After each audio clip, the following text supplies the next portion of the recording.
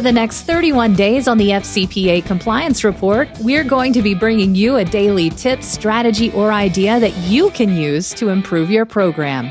Here's your host, Tom Fox, the Compliance Evangelist. This month's sponsor of 31 Days to a More Effective Compliance program is Affiliated Monitors. Founded in 2004, Affiliated Monitors provides professional, independent integrity monitoring and ethics and compliance assessments nationally and internationally and across almost all industries.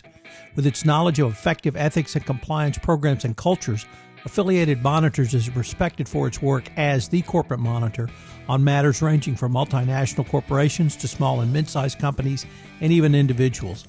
Having served in over 750 monitorships, no one has more experience as an independent monitor than the team at Affiliated Monitors. For more information on how an independent monitor can help improve your company's ethics and compliance programs, visit this month's sponsor, Affiliated Monitors, at www.affiliatedmonitors.com. Today I begin a one-month series on how to have a more effective compliance program involving business ventures. This will include the role of compliance in mergers and acquisitions, the role of compliance in joint venture agreements, distributorships, franchises, as well as other forms of business relationships. The 2012 FCPA guidance makes clear that one of the 10 hallmarks of an effective compliance program is around mergers and acquisitions, in both the pre-acquisition and post-acquisition context. A company that does not perform adequate pre-acquisition due diligence may face both legal and business risks. Perhaps most commonly, inadequate due diligence can allow a course of bribery to continue with all the attendant harm to a business's profitability and reputation, as well as potential civil and criminal liability. In contrast, companies that conduct effective FCPA due diligence on their acquisition targets are able to evaluate more accurately each target's value and negotiate for the cost of the bribery to be borne by the target. Equally importantly is that if a company engages in this actions I'm going to suggest throughout this month, they will go a long way towards insulating or at least lessening the risk of FCPA liability going forward. Nat Edmonds has said, I think most companies and their outside counsel believe that any potential corruption problem should stop a deal from occurring. Companies would be surprised to learn that neither the SEC nor the DOJ takes that position. In many ways, the SEC and DOJ encourage companies with strong compliance programs to buy the companies engaged in improper conduct in order to help implement strong compliance in companies which have engaged in wrongful conduct. What companies must do and what outside counsel should advise them to do is have a realistic perspective of what effect that corruption or potential improper payment has on the value of the deal itself. Because of the concern that any corruption would stop the deal or implicate the buyers, many times companies don't look as thoroughly as they should at potential corruption. This is often a concern that if you start looking at something, you may find a problem and that could slow down the entire deal. The 2012 FCPA guidance was the first time many compliance practitioners focused on the pre-acquisition phase of a transaction as part of a compliance regime. However, the DOJ and SEC made clear the importance of this step. In addition, they cited another example in the sections on declination found in the 2012 guidance, where they noted both the DOJ and SEC declined to take enforcement action against a U.S. publicly traded company which held a consumer products company in connection with its acquisition of a foreign company. The steps taken by the company led the DOJ to state in the guidance the company identified the potential improper payments to local government officials as part of pre-acquisition due diligence, and the company properly developed a comprehensive plan to investigate, correct, and remediate any FCPA issues after the acquisition. In another hypothetical, the 2012 guidance provided some specific steps a company had taken in the pre-acquisition phase. These included having legal, accounting, and compliance review the foreign company's sales and financial data, its customer contacts, and its third-party and distributor agreements. 2, performing a risk-based analysis of the foreign company's customer base. 3, performing an audit of selected transactions engaged in by a foreign company.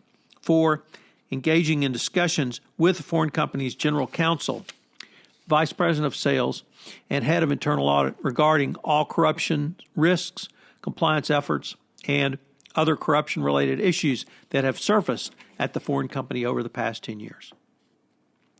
The Department of Justice's evaluation of corporate compliance programs also had some specific questions around mergers and acquisitions. Under prong 12, entitled Mergers and Acquisitions, appropriately enough, the following topics were listed with some specific questions. Under the topic due diligence, the following questions were posed. What was the misconduct or the risk of misconduct identified during the due diligence? Who conducted the risk review for the acquired and merged entities, and how was it done? What was the M&A due diligence process generally?